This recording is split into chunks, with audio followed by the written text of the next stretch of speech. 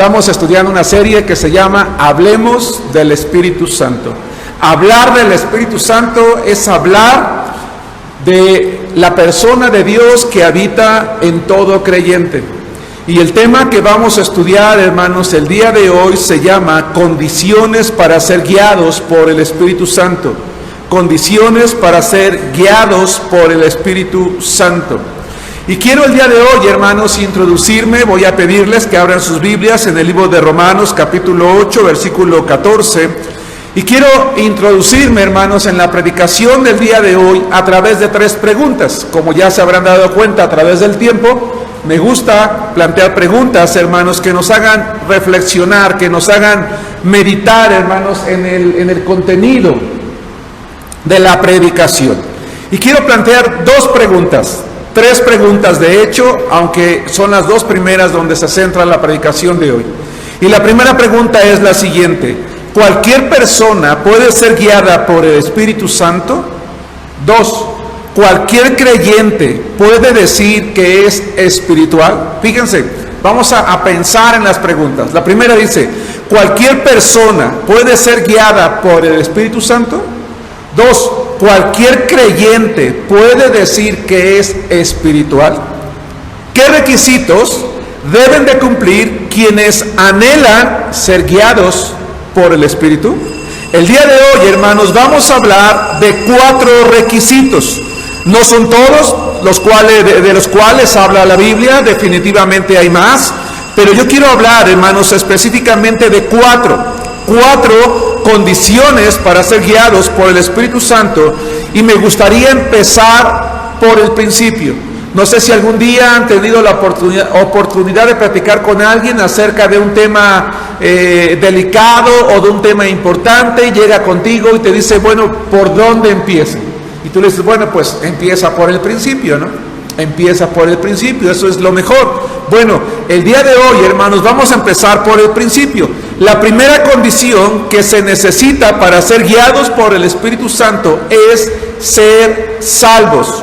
Romanos capítulo 8, versículo 14, dice así la palabra de Dios: porque todos los que son guiados por el Espíritu de Dios, aclara Pablo, estos son hijos de Dios. Porque todos los que son guiados por el Espíritu de Dios, estos son hijos de Dios. La primera pregunta es: ¿cualquier persona puede ser guiada por el Espíritu Santo? La respuesta es no. No cualquier persona puede ser guiada por el Espíritu Santo. Es absolutamente necesario que esa persona primeramente sea hija de Dios. Ahora quiero aclarar una cosa. Esto no implica que el Espíritu Santo no influye en una persona que no es creyente. Claro que sí. Pero la influencia mayor del Espíritu Santo en una persona que no es hija de Dios es contender con ella en su corazón para que reconozca sus pecados, llevarla al arrepentimiento y a la salvación en Cristo. El problema de hoy, hermanos, es que mucha gente pretende o quiere tener experiencias espirituales sin Dios, sin Cristo y sin el Espíritu Santo. Fíjense qué interesante. Mucha gente hoy en día pretende tener o quiere tener experiencias espirituales sin Dios, sin Cristo y sin el Espíritu Santo. ¿Cómo lo hacen? ¿Cómo lo buscan? Bueno, acuden a muchos lugares, acuden a reuniones de grupos de diferente nombre, de diferente índole, tienen una plática sobre algún tema en particular, sobre algún tema de interés general. Se les dice que no importa en lo que crean, no importa en lo que tú creas, le dicen a la persona. Si tú crees en la meditación, medita. Si crees en rezar, reza. Si crees en la oración, ora. Si no crees en nada, pues simplemente cierra los ojos y concéntrate. Y en este tipo de reuniones, las personas, los asistentes, creen equivocadamente que esto es espiritual. Yo he platicado con muchas personas que dicen, bueno, yo fui el fin de semana a una experiencia espiritual. Y yo le pregunto, ¿por qué crees que tu experiencia fue espiritual? Bueno, porque allí, ¿verdad?, nos dieron una plática muy bonita, muy emocionante, incluso me quebrantó, me hizo llorar, sentí muy importante, me dijeron que cerrara mis ojos, que me los apretara y abrí, y claramente vi el rostro de Cristo en el cielo, ¿verdad? Por eso fue una experiencia espiritual. A ver, espérate. Equivocadamente creen que esto es espiritual, pero no es así. Son prácticas que sí te proveen una experiencia, que sí te proveen una emoción nueva, incluso no dudo que después de ella tengas un poco de tranquilidad, pero tu espíritu no está influenciado por el Señor, sino por tus emociones, por tu experiencia, no por Dios, no por Cristo, no por el Espíritu Santo. De manera contraria, hermanos, cuando una persona reconoce en oración, y aquí está lo importante, ¿cómo puede una persona cubrir el primer requisito, es decir, ser salvos? Bueno, cuando una persona hace una oración a Dios, y en esa oración le dice a Dios, Señor, yo reconozco que soy pecador. 2, me arrepiento delante de ti de cada uno de mis pecados, porque sé que con cada uno te he ofendido. 3, te pido perdón por cada uno de mis faltas, por aquellas que me acuerdo y por aquellas que ahorita no puedo traer a la memoria. 4, tengo fe en que tu Hijo Jesucristo murió en la cruz, resucitó por mí, yo tengo fe en Él, lo invito a morar a mi corazón, y dice la palabra de Dios que en ese momento, espero que no, y entonces dice la palabra de Dios que en ese momento, bueno, de hecho creo que ya se interrumpió la transmisión. ¿Se está viendo, hermano Eloy? Y en ese momento dice la palabra de Dios, el Espíritu Santo de Dios viene al corazón de esa persona, lo regenera y recibe la potestad de ser hecho hijo de Dios. Acompáñenme al Evangelio de Juan, capítulo 1, versículo 12, por favor. Sí, apaga el ventilador porque probablemente, son los primeros, porque probablemente eso es lo que está interrumpiendo. Juan capítulo 1, versículo 12 dice, mas a todos los que le recibieron, a los que creen en su nombre. Ojo, la palabra de Dios no dice que una persona debe de buscar experiencias espirituales.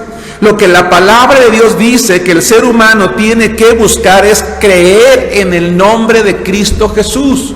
Y creer en Jesús significa reconocer que se es pecador, arrepentirse por ello, pedirle perdón a Dios, creer que murió y resucitó, y dice a los que creen en su nombre les dio el poder, la autoridad, la potestad de ser hechos hijos de Dios. Hermanos, cuando la salvación es una realidad en la vida de un ser humano, desde el primer momento el Espíritu de Dios lleva a esa persona a clamar al Señor con el mismo deseo que un niño lo hace por su padre. Acompáñenme por favor al libro de Gálatas capítulo 4 versículo 6. Dice la palabra de Dios entonces que cuando una persona hace una oración de fe, de arrepentimiento y fe, el Espíritu Santo viene, lo renueva, lo regenera, le da la vida eterna, y a partir de ese momento tiene la potestad de ser hecho hijo de Dios. Y entonces el Espíritu Santo, que empieza a morar en su corazón, pone en él un profundo deseo de buscar a Dios, no una experiencia, de buscar a Dios. Vamos a ver lo que dice Gálatas capítulo 4 versículo 6. Y por cuanto sois hijos, dice, en virtud de que son hijos, Dios envió a sus corazones el Espíritu de su Hijo, el cual clama, Abba, Padre. A ver, hermanos, hablemos del Espíritu Santo. Cuando, hermanos, el Espíritu de Cristo viene a nuestra vida, ese Espíritu Santo, hermanos, conecta a nuestro espíritu con el Espíritu de Dios. El Espíritu Santo en la vida de una persona, ¿sí?, conecta ese espíritu con el Espíritu de Dios, y a partir de ese momento se inicia una relación de amor, de dependencia de Dios para nuestro bien. Y en la medida que aprendemos a vivir bajo la voluntad de Dios, el Espíritu Santo empieza a guiar nuestra vida. Escuchen esta idea, hermanos. Para Dios guiar nuestra vida es muy fácil. Guiar nuestra vida es fácil para Dios, pero es muy difícil para la persona. Miren, qué interesante. Guiar nuestra vida es muy fácil para Dios, pero es muy difícil para nosotros. La pregunta es ¿por qué? Bueno, déjenme decirles lo siguiente. Porque queremos hacer nuestra voluntad. Algunos cristianos somos como niños berrinchudos y pataleamos cuando el Señor no nos deja disfrutar de los vicios de la vida. Queremos vivir, queremos probar en la carne, queremos probar en carne propia lo que hacen los demás. No le creemos a Dios el Padre Celestial que vivir en la carne nos hace daño hasta que vivimos las consecuencias de nuestras decisiones. Y quiero que pensemos, hermano, hermana, en un padre de familia. Quiero que pensemos, no te fumes este tipo de cosas, no hables este tipo de palabras, no te involucres en este tipo de negocios porque te van a traer una consecuencia. ¿Y qué dice un hijo que es berrinchudo, que es rebelde, que es desobediente? No me importa lo que tú me digas, yo lo voy a hacer. Al ser humano le pasa algo por naturaleza a hacer. ¿A poco no? Y eso es interesante. Los seres humanos, Omar, los seres humanos tenemos ese problema. Y entonces cuando Dios nos dice, no, allá abajo, Omar, abajo. Los seres humanos, hermanos, los seres humanos tenemos ese problema. Y entonces cuando Dios nos dice, oye, no hagas esto, no hagas el otro, no hagas aquello, decimos, no, yo lo quiero hacer. Pero para Dios es fácil guiar nuestra vida si nosotros se lo permitimos. 2. El segundo requisito que se necesita para ser guiados por el Espíritu de Dios es amar a Dios. Ahora sí, la segunda pregunta dice, ¿cualquier creyente puede decir que es espiritual? Vamos a ver qué dice la Biblia. Acompáñenme al Evangelio de Juan, capítulo 14, versículos 21 al 24, por favor. Evangelio de Juan, capítulo 14, versículos 21 al 24. La palabra de Dios dice que una persona que pretende ser guiada por el Espíritu de Dios debe de tener como segunda condición amar a Dios. Dice la palabra del Señor en Juan 14, 21. El que tiene mis mandamientos y los guarda, ese es, ¿qué dice? El que me ama. Qué fácil, qué sencillo, ¿a poco no? Dice Jesús, el que tiene mis mandamientos y los obedece todos uno por uno, ese es el que me ama. Y el que me ama será amado por mi Padre, y yo le amaré y me manifestaré a él. Le dijo Judas, no el Iscariote, Señor, ¿cómo es que te manifestarás a nosotros y no al mundo? Respondió Jesús y le dijo otra vez, el que me ama, mi palabra, es decir, mi mensaje total, guardará. Y mi Padre le amará, y vendremos a él y haremos morada con él. El que no me ama, no guarda mis palabras. Y la palabra que han oído no es mía, sino del Padre que me envió. Hermanos, ¿cualquier creyente puede decir que es espiritual? La respuesta es no. No cualquier creyente puede decir que es espiritual, aunque tenga el Espíritu de Dios. Porque bíblicamente un cristiano espiritual es aquel que ama a Cristo. Y el que ama a Cristo obedece su palabra. No es alguien que contrista al Espíritu Santo con una vida rebelde. Vamos a ver el libro de Efesios capítulo 4, versículo 30, por favor. Y miren lo que dice la palabra de Dios en Efesios capítulo 4, versículo 30. Dice así, y no contristen al Espíritu Santo de Dios, con el cual fueron sellados para el día de la redención. Quítense de ustedes toda amargura, enojo, ira, gritería y maledicencia y toda malicia. Quiero recordar algo que recientemente enseñé. La palabra contristar significa causar un dolor profundo. Habla de un dolor emocional severo, muy intenso. Así que cuando un cristiano vive una vida de rebeldía porque no obedece los mandamientos de Dios, le está provocando a Dios un profundo dolor en su corazón. Entonces, hermano, hermana, este es un buen momento para preguntarte a ti, hermano, que estás en la transmisión, hermanos que estamos aquí. Es un buen momento para plantearte la siguiente pregunta y para que tú y yo respondamos sinceramente. La pregunta es, ojo, no digas la respuesta, respóndela a ti ahí en tu mente. ¿Amas a Cristo? Escucha muy bien la pregunta. La pregunta es, ¿amas a Cristo? Ahora bien, piensa muy bien la respuesta. Porque hay gente, ¿verdad? Aquí ya vemos pocos hermanos, pero quizás si el templo estuviera lleno y yo preguntara, hermano, ¿amas a Cristo? Algunos rápidamente dirían, sí, amén, gloria a Dios. O tal vez alguien respondería, sí, claro que lo amo. Pero ¿sabes una cosa, hermano? En realidad no necesitas responder a la pregunta. Porque si tú amas a Dios y obedeces a Dios, es algo que puede verse. Miren qué interesante. En realidad no necesitas responder a la pregunta, porque es algo que puede verse. Porque Jesús dijo que quien lo ama obedece sus mandamientos. La prueba más segura de nuestro amor a Cristo, hermanos, es la obediencia a toda la palabra de Dios. Dicha obediencia no pone excusas. Por eso es necesario que cada verdadero cristiano tenga al Señor por encima de cualquier otra prioridad.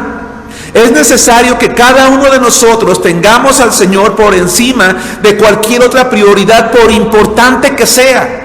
Esta es una de las enseñanzas más antiguas, hermanos. Vamos a ver en el Antiguo Testamento el libro de Deuteronomio capítulo 6, por favor. Deuteronomio capítulo 6, versículos 5 al 9, dice así la palabra de Dios. Deuteronomio capítulo 6, versículo 5. Y mientras encuentras el pasaje, quiero repetir la idea. La prueba más segura de nuestro amor a Cristo es la obediencia a toda la palabra de Dios.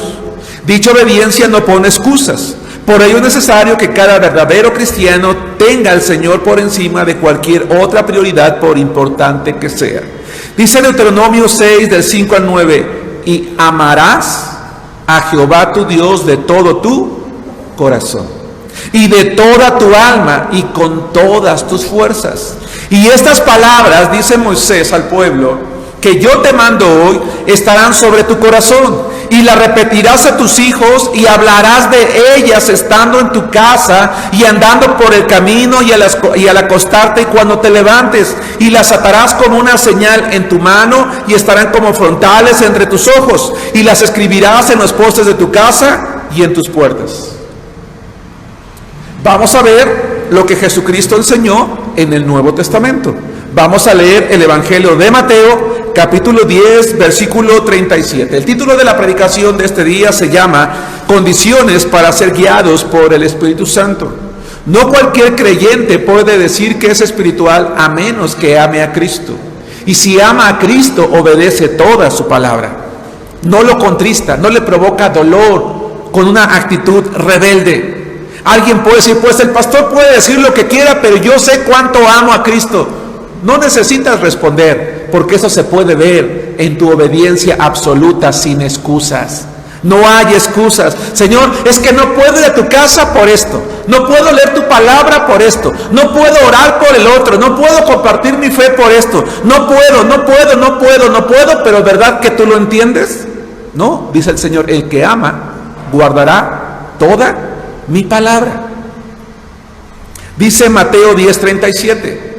El que ama a padre o madre más que a mí, no es digno de mí. El que ama a hijo o hija más que a mí, no es digno de mí. Este pasaje, hermanos, es un pasaje muy fuerte. Es muy radical realmente.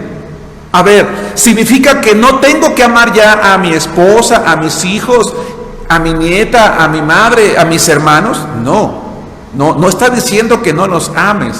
Dice, me tienes que amar a mí más que a ellos. más que a ellos. Porque quien ama a Dios practica su espiritualidad en su hogar y dirige a su familia hacia Cristo. Hermano, Dios, acabo de publicar esto en el Facebook, Dios no busca cristianos de medio tiempo o de fines de semana, sino de tiempo completo, y que verdaderamente lo amen. Cristianos radicales que estén dispuestos al sacrificio, a darlo todo por Cristo, a abandonar el pecado y a santificarse como ejemplo ante el mundo, a hacer su voluntad, no la de ellos. Hermanos, mientras redactaba esta predicación, hermanos, vino a mi mente una idea. Y si tú tienes cuenta de Facebook y eres parte del grupo de la iglesia, lo habrás leído en una imagen que publiqué allí. Y en esa imagen publico lo siguiente: ¿qué hubiera pasado? Escucha esto. ¿Qué hubiera pasado si no tuviéramos internet? Hermanos, aunque ustedes no lo crean, yo soy de la época en la que no había internet. De unos años para acá ya lo hay, qué bueno. Pero en mi juventud, ni esperanza que el internet estuviera, las redes sociales o el Zoom. ¿Qué hubiera pasado, hermanos, si no tuviéramos el internet y las redes sociales para transmitir los servicios y la tecnología para las reuniones virtuales? Yo pregunto, cada hombre, cada mujer en su casa, cada cabeza de familia, ¿se habría preocupado por llevar y mantener la palabra de Dios en su casa? Es decir, tenemos 1 año y medio con la pandemia. No nos podemos reunir todos.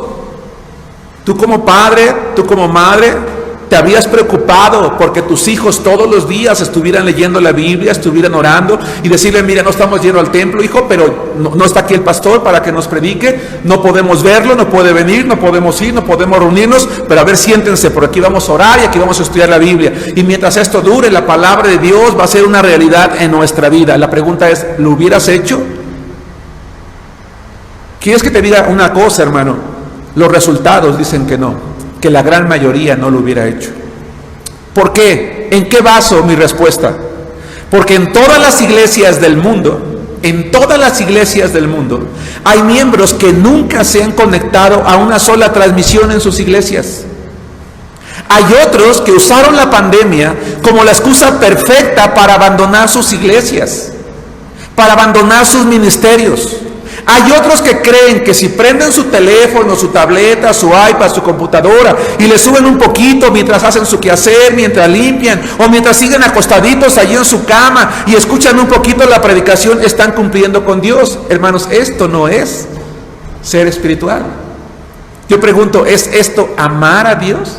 ¿Es esto darle a Dios el primer lugar? ¿Es esto ser un creyente espiritual? La respuesta es no. La pregunta es, ¿qué esperaba Dios de nosotros? Y la respuesta la da Deuteronomio. Deuteronomio dice que Dios esperaba que lo amáramos con todo nuestro corazón, que habláramos de la palabra con nuestros hijos cuando estábamos en el camino, cuando nos acostáramos, cuando nos levantáramos, ¿verdad? Que no está pidiendo que la escribamos en nuestra mano y en nuestra frente, sino que la tengamos presente en nuestras obras y en nuestros pensamientos. Eso es lo que significa, que en todo momento, ¿verdad?, en mi familia se puede estar hablando de Dios. Entonces, ¿puede cualquier cristiano decir yo soy espiritual? No, a menos que ame a Dios y obedezca su palabra.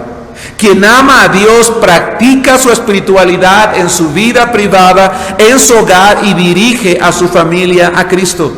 Por el otro lado, tengo que reconocer que afortunadamente, hermanos, hay muchos hermanos, y gracias a Dios por ellos, hay muchos hermanos que no solamente se sientan a escuchar, sino que estudian la palabra en las transmisiones. Algunos ya han podido venir de manera presencial. Yo sé que sí hay hermanos que se están sentando con sus hijos a mantenerlos en la fe en Jesucristo, pero son los menos. Jesús dijo: el que me ama, mi Padre le amará. Ese tipo de hermanos que no se conectan, que no vienen, que no asisten, que no guían a su familia, le dicen a sus hijos: hijos, pero no se preocupen, Dios nos ama. Yo no digo que no, porque Dios nos ama a todos. Pero Jesús dice: el que me obedece, el que me ama, obedece mi palabra, y a ese es al que ama mi Padre. Entonces la pregunta es, ¿no estaré engañando a mi familia diciéndoles que Dios nos ama tanto cuando ni siquiera lo estamos tomando en cuenta en nuestra vida? Eso es algo muy preocupante. ¿Sí me explico? Porque hay muchos jovencitos, hay muchas señoritas, hay muchos hermanos, pero no se preocupen, Dios nos ama, pero Dios nos ama. A ver, Jesús dice que al que Dios ama es al que obedece la palabra. Así que ese tipo de creyentes fieles son especiales para Dios. Aclaro de nuevo, no estoy diciendo que Dios no ame, yo no estoy diciendo eso. Lo que estoy diciendo es que Jesús dijo que quien lo ama y obedece es a quien ama el Padre. Y por lo menos puedo asegurar que son cristianos especiales para Dios. Hablemos del Espíritu Santo. El Espíritu pone condiciones para guiarlo. La primera, que seamos personas salvas. La segunda, que los amemos. La tercera, que seamos sabios, ser sabio. Vamos al libro de Efesios, a la epístola de Pablo a los Efesios, capítulos 5, versículos 15 y 16. Gracias a Dios, hace rato se estaba deteniendo un poquito la transmisión, creo que ya se mejoró un poco, ¿verdad? No sé si por la lluvia el internet estuvo inestable, es el problema de la lluvia a veces, ¿verdad? Pero qué bueno que los hermanos siguen conectados. Efesios 5, 15 y 16. Miren pues, dice Pablo, con diligencia cómo andéis, mira cómo vives, dice Pablo.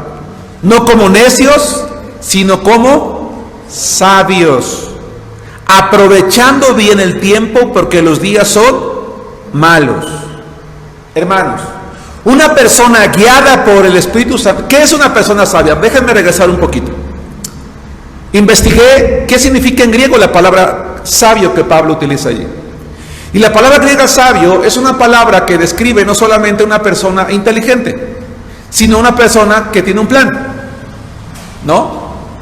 Por ejemplo, imagínate que pensemos por ejemplo en los jóvenes, están pensando si regresan o no a la escuela, ¿no? Y les van a dar la oportunidad de decidir. Tú vas a decidir si quieres ir a clases presenciales o si te quieres quedar en tu casa. Tienes que armar un plan, tienes que tener un plan. ¿Cuál plan? ¿Cómo te vas a transportar? ¿Qué cuidados vas a tener en el camino? ¿Qué cosas no tienes que hacer con tus amigos ahora en la escuela? Como por ejemplo el irse de pinta, el irse al antro, el hacer tantas cosas, porque los contagios entre los jóvenes por eso están subiendo tanto. Como padres tenemos que armar un plan. ¿Qué vamos a hacer con nuestros hijos si se van a seguir quedando en casa? ¿Dónde los vamos a conectar? ¿Cómo vamos a supervisar que estén aprendiendo, que estén haciendo su trabajo? Una persona sabia tiene un plan, sabe qué hacer. Una persona guiada por el Espíritu Santo necesita tener un plan. Debe de saber cómo, en la medida de lo posible, se guiará y protegerá a su familia, a sí mismo y a su familia ante la creciente maldad del mundo. Porque dice Pablo, los días son malos. Cuando Pablo escribió la epístola a los Efesios en el primer siglo, ya pasaron casi 2000 años. Y en aquel tiempo Pablo decía, wow, los tiempos son malos, hay mucha maldad, hay mucho pecado. Y yo pregunto, ¿cómo estamos 1900 años después, hermanos? ¿Igual, mejor o peor? No quiero ser pesimista, pero honestamente creo que en muchas cosas estamos peor. En la época de Pablo los días ya eran malos, pero ahora, en mi opinión, están peores. Por ejemplo, la pornografía está al alcance de un clic en el teléfono. Antes la pornografía era accesible a los adultos, ahora hasta los niños, hermanos, están viendo pornografía. Está al alcance de un clic del teléfono, de la tableta, de la computadora. Los robos. Cuánto lamento, ¿verdad? La segunda experiencia triste que la hermana Gaby acaba de pasar. Qué frustrante, qué coraje, de verdad. Aquellos que hemos sido asaltados y que ya parecemos clientes en varias ocasiones. Yo he dicho que he tenido el infortunio de que me asalte varias veces la misma persona, hermanos. Es una impotencia,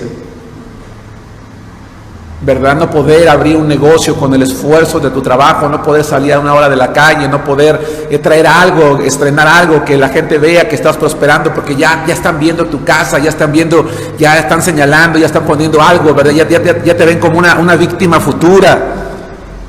Han crecido los vicios, hermanos. Ya los jovencitos ya no se esconden. Hay que venir aquí al parque, a la esquina donde está el CONALEP, donde están las escuelas, niños, señoritas, borrachos, drogándose. Hermano, la confusión sexual está creciendo. Es horrible. Es horrible la cantidad de jóvenes y de señoritas que ya no solamente no quieren ser mujeres, sino quieren ser hombres, sino que dicen, no soy ni hombre ni mujer, sino todo lo contrario. Ahora se sienten perros, vacas, puercos, loros, lombrices o nada. Y lo digo con mucho respeto, hay una confusión sexual horrible. La maldad en general, hermanos, ha aumentado drásticamente. El mundo de hoy ya se asemeja a los días de Noé, ya se asemeja a los días de Sodoma y Gomorra, pero algunos cristianos están muy contentos durmiendo,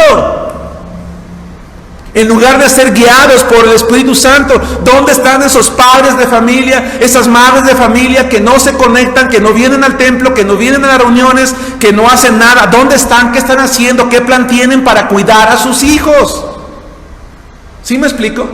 Porque todo fuera con que no vamos porque tenemos miedo y nos estamos cuidando. Perfecto, lo respeto, no voy a obligar a nadie, lo respeto. Pero ¿qué plan tienes para cuidar la vida espiritual de tus hijos? ¿Qué estás haciendo en casa? Porque los días son malos. ¿Crees que la maldad no va a entrar a tu casa? Lo tienes adentro, con la televisión, con la computadora, con el teléfono. Muchos estamos muy contentos durmiendo. Vamos a ver lo que dice Romanos 13, 11 al 14. El título de la predicación se llama Condiciones para ser guiados por el Espíritu Santo. Ser salvos, amar a Dios, pero también ser sabios. Y una persona sabia tiene un plan. Dice, ¿qué voy a hacer? Hermanos, hace unas semanas mi esposa y yo estábamos desayunando. Nuestra nieta estaba conectada ya desde las 8 de la mañana, si mal no recuerdo, a su clase en la primaria. Va en segundo año y ya le estaban enseñando acerca de las familias de 2 papás y de 2 mamás a nuestra nieta de 2 años. Y le dije, ¿ya viste lo que le están enseñando a la niña? Esa es la nueva cultura, es la nueva educación, es la nueva normalidad. Hace algunos años, hermanos, tuvimos un congreso que se llamó Lo anormal de lo normal.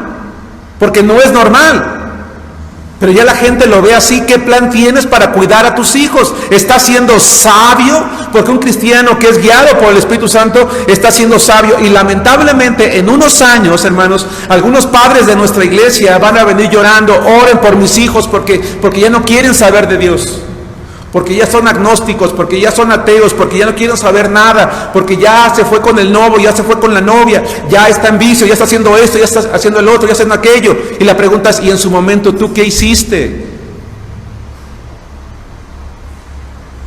¿Sí nos damos cuenta? Hermanos, tenemos que recordar el llamado de Dios. Romanos 13, 11 al 14. Y esto conociendo el tiempo, que es ya hora de levantarnos, ¿de qué dice? Del sueño. Porque ahora está más cerca de nosotros nuestra salvación que cuando creímos. Hermanos, el Señor viene. La noche está avanzada y se acerca el día. Desechemos pues las obras de las tinieblas y vistámonos las armas de la luz. Andemos como de día, honestamente, no en glotonerías y borracheras, no en lujurias y lascivias, no en contiendas y envidias, sino vístanse del Señor Jesucristo y no provean voluntariamente para los deseos de la carne. Porque en griego esa palabra no proveas habla de que tú voluntariamente te coloques donde está el pecado. Hermano, despierta. Hermano que estás en la transmisión, hermano que vas a ver en la repetición algún día este mensaje, abre los ojos, asume tus responsabilidades cristianas como padre, como madre, antes de que sea demasiado tarde. Si de verdad tienes a Cristo, déjate guiar por el Espíritu Santo, abandona el pecado y no proveas voluntariamente para los deseos de la carne en tu vida y en tu familia. 4, para terminar, condiciones para ser guiados por el Espíritu Santo. 4, ser un intercesor. ¿Qué es un intercesor? Un intercesor, como la palabra lo dice, es una persona que interviene a favor de otra. En la Biblia, un intercesor es una persona que ora a Dios a favor de una persona para que Dios bendiga, tenga misericordia o perdone a esa persona, esa casa, esa familia o esa iglesia. En la Biblia hay ejemplos de intercesores, claro que sí. Moisés es el más grande en toda la historia. Pero también está Abraham, también está Samuel, también está Daniel. Por ejemplo, gracias a Moisés, Dios no destruyó al pueblo de Israel, porque Dios quería destruir al pueblo cuando acumuló ya tanta rebeldía y maldad. Y si Moisés no hubiera intercedido, Dios habría acabado con su pueblo, pero Dios escuchó a Moisés y terminó perdonando. Es decir, el mundo, la iglesia y las familias de hoy necesitamos intercesores. El problema del pueblo de Israel es que sí tuvo a Moisés, sí tuvo a Abraham, sí tuvo a Samuel y sí tuvo a Daniel, pero no hubieron en todas las épocas hombres intercesores. Y en la época de Ezequiel, Dios le dice al pueblo: la disciplina y el castigo sobre ustedes es inminente, los voy a castigar por sus pecados. Pero dice Dios: antes de traer mi juicio, voy a buscar a ver si alguien está intercediendo a favor del pueblo para no hacerlo. ¿Y qué creen que pasó, hermanos? Vayan conmigo a Ezequiel capítulo 22, versículo 20, y Colosenses capítulo 4, versículo 12. Dios había tenido mucha paciencia con el pueblo de Israel. Ezequiel 22, 30. Dios había tenido mucha paciencia con su pueblo. El juicio, la disciplina era inminente. Pero dice Dios: antes de disciplinarlos, voy a ver si hay alguien que interceda a favor de ellos. Lo voy a buscar. ¿Y qué creen, hermanos? Ezequiel capítulo 22, versículo 30 nos da la respuesta. Y busqué entre ellos hombre que hiciese vallado, es decir, que se interpusiera, y que se pusiese en la brecha delante de mí a favor de la tierra, para que yo no la destruyese. ¿Y qué dice Dios? Hermanos, ¿como cuántos habitantes tenía el pueblo de Israel? Un estimado así, como dicen, atínale al precio, ¿no? Dice la hermana Raquel, 2 millones. Sí, probablemente más de 2 millones. ¿Cómo era posible que entre más de 2 millones de habitantes del pueblo, a nadie le interesaba orar ante Dios por su pueblo? El mundo, la iglesia y las familias de hoy necesitan intercesores. Pero ¿cómo es posible que hay familias en las cuales ni un solo miembro ora por esa familia? Pero dicen, Dios nos ama. No, Dios está con nosotros. ¿Y cómo sabes si Dios ya va a traer disciplina sobre tu familia y está buscando un intercesor y no lo haya? ¿Cómo sabemos si Dios no quiere traer disciplina sobre la iglesia de Arenal y está buscando intercesores? Hermanos, lo vaya. Dice Colosenses capítulo 4, versículo 12.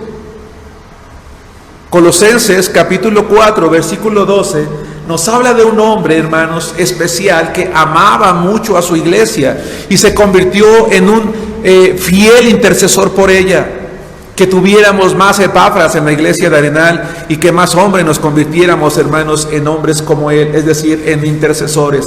Dice la palabra en Colosenses 4:12, los saluda Epafras, el cual es uno de ustedes, siervo de Cristo, siempre rogando encarecidamente por ustedes en sus oraciones para que estén firmes, perfectos y completos en todo lo que Dios quiere. Repito por tercera vez, el mundo, la iglesia y las familias de hoy, hermanos, necesitan intercesores. Ahora, la oración de intercesión, hermanos, requiere algo. Requiere que el creyente que pretende ser intercesor esté dispuesto al desgaste físico y mental, como lo hacía Epafras. Porque cuando dice encarecidamente, da la idea de que lo hacía hasta quedar fatigado, cansado, agotado. Porque a lo mejor tú dices, bueno, sí oramos, ¿verdad? Sí oramos en la noche. Señor, gracias por este día en el nombre de Cristo Jesús. Amén. Eso está bien, eso está bien. Pero por cada miembro, por cada petición, porque Dios tenga misericordia, porque Dios cuida a tus hijos, porque Dios les perdona sus pecados, porque Dios bendiga a tu familia, por tu iglesia, porque al final de cuentas la iglesia es parte de la familia, es mucho más grande que la propia familia. Se requiere estar dispuestos al desgaste físico y mental como lo hacía Epafras, porque se sufre por aquello que nos está apartando de Dios, por aquellos que se están apartando de Dios. Epafras deseaba que cada miembro de su iglesia cubriera 3 requisitos en su vida, dice Colosenses. 1, que se mantuvieran firmes. ¿Qué significa eso, hermanos? Que no perdieran su entusiasmo, que no perdieran la fe. Les voy a leer Romanos 1:8, no lo busquen, escúchenlo. Primeramente doy gracias a mi Dios mediante Jesucristo con respecto a todos ustedes, que su fe se divulga en todo el mundo. Hermanos, es mi oración que algún día la fe de tu familia, de mi familia y de la iglesia se divulgue en todo el mundo. No es la primera vez que lo digo. Que algún día en todas las iglesias bautistas que nos conocen digan: oye, tú eres de la iglesia en Arenal. No me digas. Oye, hemos escuchado mucho de esa iglesia. Dios ha hecho muchas cosas en esa iglesia. Sabemos que es una iglesia fiel, que trabaja, que está firme, que se mantiene en todo mundo, a todos lugares a donde vamos. No hay alguien que no haga una referencia a la iglesia en Arenal, porque sabemos de su fe. 2, Epafras quería que cada miembro de su iglesia fuera perfecto, es decir, que fuera maduro. Dice Efesios 4:13, escúchenlo: hasta que todos lleguemos a la unidad de la fe y del conocimiento del Hijo de Dios, a un varón perfecto, maduro, obediente, a la medida de la estatura de la plenitud de Cristo. Es decir, que algún día la iglesia, en lugar de estar formada por niños espirituales, esté formada por gente espiritual. Y 3, Epafras quería que estuvieran completos, es decir, satisfechos en Dios, que no tuvieran necesidad de nada más. Pues sí tengo a Cristo, pero como que me falta algo, como que necesito esas experiencias espirituales que yo tenía antes cuando abría mis ojos y veía a Cristo, ¿verdad? Y cuando yo soñaba y hacía. No, porque vean lo que dice Colosenses 2:10: y ustedes están completos en Él, que es la cabeza de todo principado y potestad. Una persona que tiene a Cristo está satisfecha, está plena, no le falta nada. Hermano, ¿cuánto tiempo dedicas a la oración? Conclusión: si algún día has buscado empleo, hermano, en el periódico, dice algo así: se busca persona para tal puesto, requisitos 1, 2, 3, 4, 5, y hasta abajo dice: imposible presentarse si no cumple con estos requisitos. Es decir, si no los tienes, no vengas, punto. Con Dios no es así. Si nosotros no cumplimos estos 4 requisitos, dice Dios: ven, y yo puedo empezar a guiar tu vida en la medida en la que tú empieces a amarme, a ser sabio, si nos damos cuenta, a ser un intercesor. Y con mi ayuda y con la de mi espíritu, tú vas a poder cumplir cada uno de los requisitos. Hermano, hermana, mantente fiel si ya eres una mujer o un hombre que los cumple. Mantente fiel, sigue adelante. Pero hermano, hermana, si a ti o a mí nos falta alguno, vamos a empezar a cumplirlos a partir de hoy. Hermanos, que Dios los bendiga.